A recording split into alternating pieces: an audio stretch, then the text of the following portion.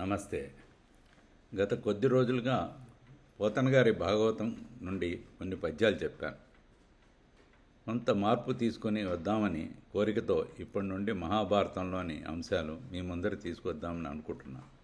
తర్వాత కొద్ది రోజులకి ఇంకొక అంశంతో వస్తానని చెప్తున్నాను. ఈ మహాభారతం కథ గురించి చెప్పాలంటే, మహాభారతం రాసిన వారు వేదవ్యాసుడు. కానీ దీని వెనుక కొంత కథ ఉన్నది. అది చెప్తే మీకు పూర్తిగా అర్థమవుతుంది. జనమేజయుడు సర్పయాగంలో మొట్టమొదటిసారి వైశంపాయన వారు ఈ కథ చెప్పారు. అప్పటికి దాని పేరు జయం అని.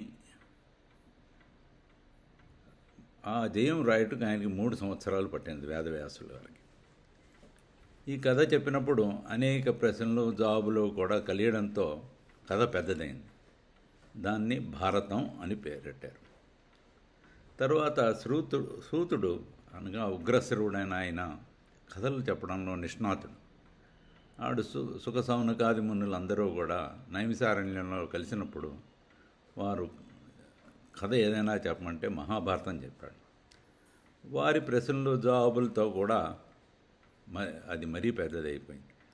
అదే మహాభారతం. ఈనాడు మనం వాడుక పదంలో ఉన్నది మహాభారతం. వ్యాసుల వారు రాసిన 8800 శ్లోకాలు ఈనాడు 1,00,000 శ్లోకాలతో మహాభారతంగా రూపొందిందన్నమాట.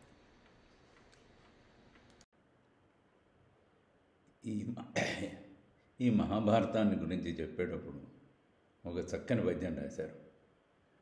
ధర్మతత్వజ్ఞులు ధర్మశాస్త్రంబని, అధ్యాత్మ విధుల వేదాంతమనియు, నీతి విచక్షణుల్ నీతి శాస్త్రంబని, కవి వృషభుల్ మహాకావ్యమని, లాక్షణికులు సర్వలక్షణ సంగ్రహంబని, ఐతిహాసకులు ఇతిహాసమనియు, పరమ పౌరాణికుల్ బహుపురాణ సముచ్చయంబని, మహిన్ కొనియాడుతుండ ఆ విధవేద తత్వవేది వేదవ్యాసుడు, ఆదిముని పరాశరాత్మజుండు, విష్ణు సన్నిభుండు విశ్వజనీనమై పరంగుచుండ చేసే భారతంబు.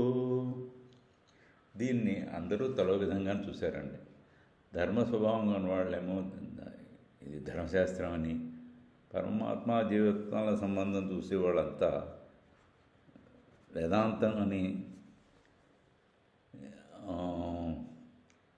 నీతి విచక్షణలు నీతికి నియమాలను వీటిని నేర్పగల వాళ్ళందరూ కూడా దీన్ని నీతి శాస్త్రం అని, మహాకవులు పెద్ద కవులు అందరూ కూడా ఇది మహాకావ్యం అని, లాక్షణికులు ఇందులో లక్షణాలన్నీ ఉన్నాయి కానీ తెలిసిన వాళ్ళందరూ కూడా ఇది లక్ష్య సంగ్రహం అని, అంటే మొత్తాన్ని ఇందులో ఉన్నాయని, ఇతిహాసకులు అంటే చెప్పిన దాన్ని కథలుగా చెప్పుకునేదాన్ని ఇతిహాసం అని.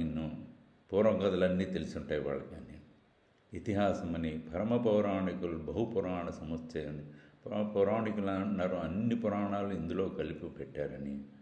ఈ భూమి మీద కొనియాడుతూ ఉంటే వేదవ్యాసుడు ఎవరనుకుంటున్నారు? ఆదిముని, విష్ణువు యొక్క అవతారం, పరాశరాత్మజుడి యొక్క కొడుకు. ఆయన భూమి మీద కూర్చుని 3 ఏళ్లలో ఈ మహాభారతాన్ని రచించాడు. ఇది ఈ పద్యంలో మొత్తం మహాభారతం యొక్క గొప్పతనం అంతా విశదీకరించారు. జోహార్లంటే ఈ పద్యానికి. కవిత్రయము మహాభారతం. సంస్కృతం మహాభారతం శ్రీ వేదవ్యాసుడు 3 సంవత్సరంలో పూర్తి చేశాడు. దాన్ని తెలుగులో మొట్టమొదటిసారి రాజరాజ నరేంద్రుని రాజమండ్రిలోని ఆయన ఆస్థానంలో ఉన్న నన్నయ్యని రాయమని ఆయన వినిపించమని కోరాడు. ఆయన అప్పుడు ఆయన్ని రాజును మన్నించి దానికి అంతటికీ రాయడానికి పూనుకున్నాడు. ఆయన ఆది సభాపర్వంలో అరణ్యపర్వంలో కొంత భాగం రాసి స్వర్గస్థులైనారు. తరువాత ఒక 200 ఏళ్ల తరువాత 1205-1288లో నెల్లూరులోని తిక్కన స్వామియాజి అన్న ఆయన దైవం కనబడి కళలో, హరిహరనాథుడు నువ్వు మహాభారతం రాయి అన్నాడు. ఆయన మరి ఎందుకు విరాట పర్వం నుంచి రాశాడో అర్థం కాలేదు. విరాట పర్వం నుంచి మొత్తం అన్ని పర్వాలు రాసి అరణ్య పర్వం మటుకు ముట్టుకోలేదు, ఆయన వదిలేశాడు. తర్వాత మళ్ళీ ఇంకొక 100 సంవత్సరాల తర్వాత ఎర్రా ప్రగడన్న ఆయన అరణ్య పర్వంలో ఉన్న మిగిలిన ఆశ్వాసాలు రాసి పూర్తి చేశాడు. అంటే సుమారుగా ఇది 1155లో మొదలెట్టింది. ఆల్మోస్ట్ ఒక 400 సంవత్సరాలు, 300-400 సంవత్సరాల పైన పట్టింది. విచిత్రం ఏంటంటే ఒకరినొకరితో సంభాషించుకోలేదు, ఒకరితో చూడలేదు. ఒకరికి పుస్తకం మరి రెండో వారి దగ్గరికి దొరుకుతుందో లేదో ఆశ్చర్యమే. ఎందుకంటే ఆ రోజుల్లో ప్రింటింగ్ ప్రెస్ లేదు, కమ్యూనికేషను లేదు. ఎన్ని కాపీలు తాళపత్రాల మీదే రాసేవారు. మరి ఎలాగా వీరికి ఒకరి నుంచి ఒకరికి అందిందో తెలియదు. ఒక మాలికలా రాశారు, ఒకటే మాలిక అని చక్కగా ఒకరినొకరు అర్థం చేసుకుని రాసినట్టు రాశారు. ఒక్కొక్కసారి అనిపిస్తుంది ఒక మహానుభావుడే 3 సార్లు పుట్టి పూర్తి చేశాడేమో, ఎవరు చెప్పగలరు.